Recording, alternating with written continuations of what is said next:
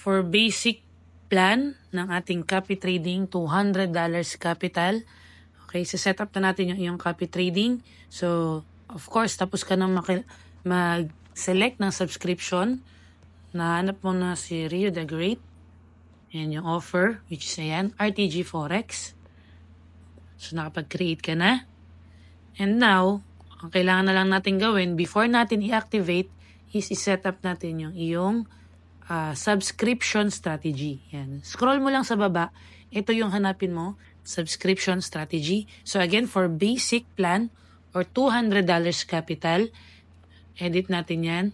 Just select fix and then 0.01. Okay, ito yung ating settings for our basic plan. Click Save Changes. And then sa taas, click Actions and then click Activate. And that's it. Subscription has been updated. So, up and running na ang iyong copy trading. All you have to do is i-log in sa MetaTrader para makita mo yung mga actual trades, ma-view mo yung actual profit and loss ng account mo.